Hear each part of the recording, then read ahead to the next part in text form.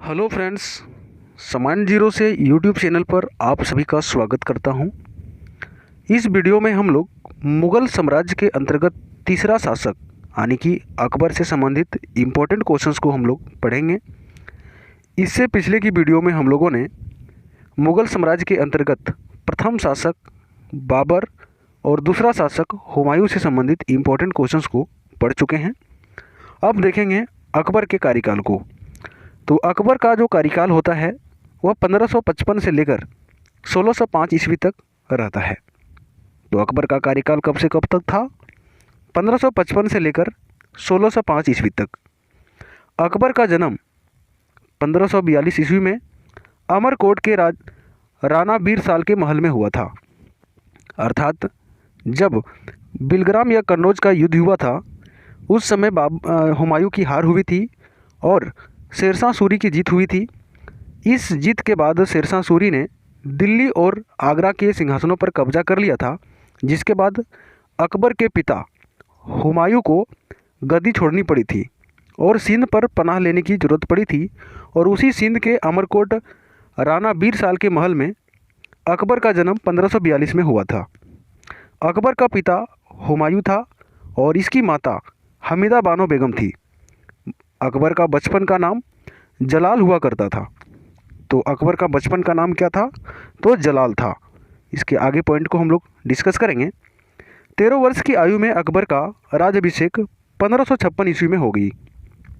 तो 13 वर्ष की उम्र में अकबर का राज्याभिषेक हुआ 1556 में। तो कहाँ पर हुआ? पंजाब के कालानौर नामक स्थान पर हुआ था। तो पंजाब के एक कालानौर स्थान का नाम है, वहाँ पर 13 वर्ष की आयु में अकबर का राज्याभिषेक हुआ, जिस समय इसका अंगरक्षक बैरम खान था। अकबर का शिक्षक की बात करें हम तो अकबर का शिक्षक अब्दुल लतीफ़ ईरानी था। तो अकबर का शिक्षक कौन था? अब्दुल लतीफ़ ईरानी था। इस प्रकार जब 1556 में पंजाब की कालानौर नामक स्थान पर अकबर राज सिंहासन पर बैठा, उस समय अपने नाम को जलालुद्दीन मुहम्मद अकबर बादशाही गाजी की उपाधि धारण कर लिया और इस धारण उपाधि के साथ ही वह सिंहासन पर बैठा। इस प्रकार बैरम खान 1556 से लेकर 1560 तक अकबर का संरक्षक रहा। उसे प्यार से लोग खानी बाबा कहा करते थे। तो बैरम खान को क्या कहा करते थे? खानी बाबा के नाम से, यानी कि खानी बाबा के उपनाम से बैरम खान को जाना जाता था, जो 1556 से लेकर 1560 ईस्वी तक अकबर का अंगरक्षक रहता है। पानीपत की दूसरी लड़ाई 1556 ईस्वी को हुआ। तो पानीपत की दूसरी लड़ाई कब हुई? 1556 ईस्वी को हुई। एक तरफ अकबर था जबकि दूसरे तरफ हेमू थे। इस युद्ध में अकबर की विजय हुई थी। तो पानीपत की दूसरी लड़ाई में अकबर और हेमू के बीच हुआ था, जिसमें अकबर की विजय हुई थी। और पानीपत का जो प्रथम युद्ध था हम लोगों ने देख चुके हैं कि बाबर के शासनकाल यानी कि 1526 में हुआ था। एक तरफ बाबर और दूसरे तरफ इब्राहिम लोदी था, जिसमें इब्राहिम लोदी की हार हुई थी और बाबर की जीत हुई थी। उसी जीत के बाद बाबर ने मुग़ल साम्राज्य की स्थापना किया था। ठीक है। बैरम खान की हत्या मुबारक खान के द्वारा 1561 ईस्वी को कर दिया गया। कहाँ पर किया? तो मक्का की तीर्थ यात्रा के दौरान पाटन नामक स्थान पर कर दिया गया। तो बैरम खान की हत्या किसने किया? मुबारक खान ने किया था। कब किया? तो 1561 ईस्वी को मक्का की तीर्थ यात्रा के दौरान, यानी कि जो बैरम खान थे वह मक्का तीर्थ यात्रा में गए थे। उसी तीर्थ यात्रा के दौरान मुबारक खान द्वारा पाटन नामक स्थान पर इसकी हत्या कर दी गई। ठीक है। आगे हम लोग और इस प्रकार हल्दी घाटी का युद्ध 1576 ईस्वी को मेवाड़ के शासक महाराणा प्रताप एवं अकबर के बीच हुआ। तो हल्दी घाटी का युद्ध कब हुआ? 1576 में। किसके किसके बीच? तो मेवाड़ के शासक महाराणा प्रताप और अकबर के बीच हुआ। इस युद्ध में अकबर की विजय हुई। तो इस युद्ध में किसकी विजय हुई? अकबर की, जिसके सेना का नेतृत्व मान सिंह कर रहे थे। तो अकबर की ओर से सेना का नेतृत्व किसने किया? तो मान सिंह ने किया और आसिफ खान कर रहे थे। तो यहाँ पर दो सेनापति थे, लेकिन प्रमुख सेनापति जो था वह मान सिंह हुआ करता था। ठीक है। हल्दी घाटी के युद्ध के बाद महाराणा प्रताप की ओर से हकीम खान सूर के नेतृत्व में अफगान फौजी टुकड़ी और भीलों की एक छोटी सेना ने भाग लिया था। अर्थात हल्दी घाटी के युद्ध में जिस एक तरफ से मानसिंह सेना का नेतृत्व कर रहे थे अकबर की ओर से, उसी प्रकार दूसरे तरफ यानी कि महाराणा प्रताप की ओर से हकीम खान सूर के नेतृत्व में अफगान फौजी टुकड़ी एवं भीलों की एक टुकड़ी सेना ने इसमें भाग लिया था महाराणा प्रताप की ओर से।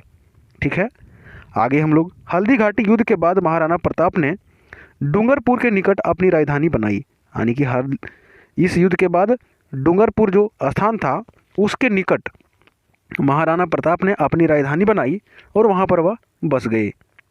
दसवंत एवं बसावन अकबर के दरबार के चित्रकार थे। तो यहाँ पर दो नाम आपको याद रखनी है कि दसवंत एवं बसावन जो दो चित्रकार थे वह अकबर के दरबार में थे। ठीक है, महाराणा प्रताप के घोड़े का नाम चेतक था एवं हाथी का नाम राम प्रसाद हुआ करता था।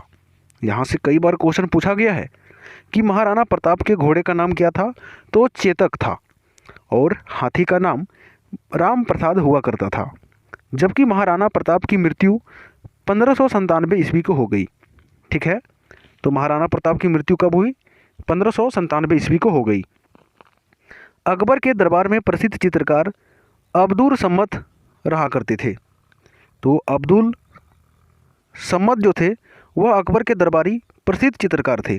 ठीक है, अकबर ने नए धर्म की प्रचलन करवाया जिसका नाम दीन ए इलाही था। यहाँ पर ए होगा, तो दीन ए इलाही नामक नए धर्म का प्रचार प्रसार करना शुरू किया अकबर ने, तथा दीन ए इलाही धर्म जो था स्वीकार करने वाला, यहाँ पर स्वीकार होगा, तो दीन ए इलाही धर्म को स्वीकार करने वाला प्रथम एवं हिंदू जो शासक था वह बीरबल था। यहाँ से अक्सर क्वेश्चन पूछा जाता है कि दीन ए इलाही धर्म को स्वीकार करने वाला प्रथम और अंतिम शासक कौन था, तो बीरबल था। ठीक है, आगे हम लोग चर्चा करेंगे इस पर।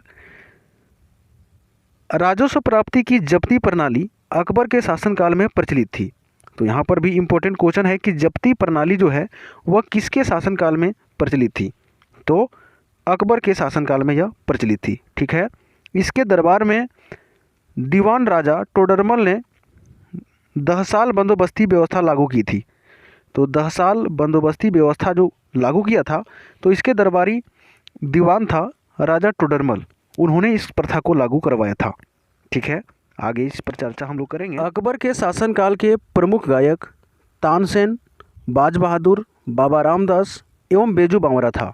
ठीक है, अकबर की शासन प्रणाली का प्रमुख विशेषता मनसबदारी प्रथा था।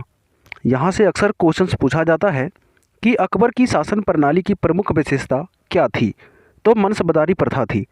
ठीक है, इसका समकालीन प्रसिद्ध सूफी संत शेख सलीम चिश्ती थे। यहाँ से भी क्वेश्चंस कई बार पूछा गया है कि सूफी संत शेख सलीम चिश्ती किसके समकालीन थे, तो इसका उत्तर होगा अकबर के समकालीन हुआ करते थे। अबुल फजल ने अकबरनामा ग्रंथ की रचना की एवं वह दीन ए इलाही धर्म का मुख्य पुरोहित हुआ करता था।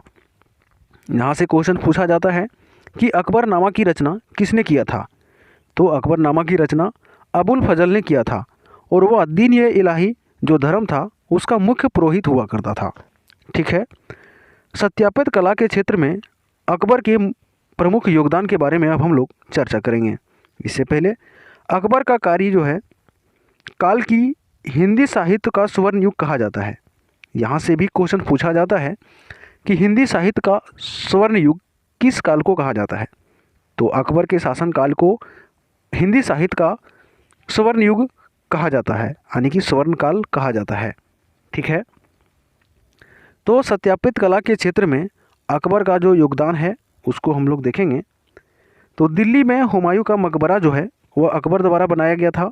इस प्रकार आगरा का किला हुमायूं जो है अकबर द्वारा बनाया गया था। फतेहपुर सीकरी में शाही महल का निर्माण अकबर द्वारा किया गया था। दीवाने खास, पंचमहल, बुलंद दरवाज़ा, जोधाबाई का महल, इबादत खाना, इलाहाबाद किला और लाहौर का किला का निर्माण अकबर द्वारा किया गया था। अकबर के दरबार की प्रमुख रत्न नवरत्न। तो अकबर के दरबार में प्रमुख नवरत्न रहते थे जो इस प्रकार हैं। कौन कौन हैं? अबुल फजल, फैजी, तानसेन, बीरबल, टोडरमल, राजा मानसिंह, अब्दुल रहीम खान ये खाना, फ़कीर अजीमुद्दीन और मुल्ला दो प्याजा। ये सभी अकबर के दरबार में रहा करते थे, जिसे नवरत्न भी कहा जाता था। तो अकबर के दरबार के नवरत्न ये सभी थे। ठीक है। अकबर की मृत्यु जो है वह 16 अक्टूबर 1605 ईस्वी को हुई। इसे आगरा के निकट सिकंदरा में दफनाया गया। तो अकबर की मृत्यु कब हुई? तो 16 अक्टूबर 1605 ईस्वी को हुई, जिसे आगरा के निकट सिकंदरा में दफनाया गया। लेकिन इसका जन्म जो है वह 1542 ईस्वी को सिंध प्रांत के क्षेत्र में हुआ था। ठीक है, यहाँ पर आपको याद रखनी है। इसके आगे हम लोग चर्चा करेंगे। और अब हम लोग अकबर द्वारा जीती गए प्रमुख प्रदेशों के बारे में चर्चा करेंगे। तो अकबर द्वारा जीते गए प्रमुख प्रदेश कौन कौन थे? जैसे कि मालवा, चुनार, गोंडवाना, आमेर, मेड़ता, मेवाड़, रणथंभौर, कालिंजर, मारवाड़, जैसलमेर, बीकानेर, गुजरात, बिहार, पश्चिम बंगाल एवं काबुल, कश्मीर, उड़ीसा, सिंध, बलूचिस्तान और कंधार। ये सभी क्षेत्रों में अकबर ने जीत हासिल किया था और शासन स्थापित किया था। अब हम लोग अकबर द्वारा किए गए प्रमुख कार्य को देखेंगे और इस पर हम लोग चर्चा करेंगे। जैसे कि सबसे पहले अगर हम बात करें तो दास प्रथा का अंत करने का जो श्रेय जाता है वह अकबर को ही जाता है। अकबर को रहमदल से मुक्ति, तीर्थ यात्रा कर समाप्त कर दिया था, यानी कि तीर्थ यात्रियों से लगने वाला जो टैक्स था उसे भी अकबर ने समाप्त कर दिया था। जजिया कर को समाप्त कर दिया था। फतेहपुर सिकरी की स्थापना अकबर ने किया था और राजधानी को आगरा से फतेहपुर सिकरी स्थानांतरण भी अकबर ने ही किया था। इबादत खाने की स्थापना किया था और इबादत खाने में सभी धर्मों के लोगों के प्रवेश की अनुमति जो है वह अकबर ने ही दिया था। मजहर की घोषणा इन्होंने कर रखी थी। दिन ये इलाही धर्म की स्थापना किया था एवं इलाही संवत की स्थापना अकबर ने करवाई थी। राजधानी लाहौर की स्थापना, लाहौर स्थानांतरण भी अकबर ने करवाया था। ठीक है, आगे हम लोग बात करेंगे फिल्में और टेलीविज़न में अकबर के बारे में जो दिखाया गया है। तो जोधा अकबर के रूप में दिखाया गया है, मुग़ल ए आज़म, अकबर बीरबल और अकबर महान, जोधा अकबर, इस प्रकार सभी जो छवि हैं वह टेलीविज़न में दिखाया जाता है। और शासनकाल की अगर हम बात करेंगे तो 11 फरवरी 1556 से लेकर 27 अक्टूबर 1605 ईस्वी तक अकबर का शासनकाल रहता है। तो दोस्तों आप लोग हमें कमेंट करके बताएंगे कि आप लोगों को यह वीडियो कैसा लगा। साथ ही अगर आप अभी तक हमारे चैनल से जुड़े हुए हैं तो कृपया वीडियो को लाइक करें और साथ ही शेयर करें अपने दोस्तों के साथ। और अगर आप चैनल पर नए हैं तो चैनल को सब्सक्राइब भी ज़रूर कर लें। ठीक है, मिलते हैं नेक्स्ट वीडियो में, तब तक के लिए जय हिंद।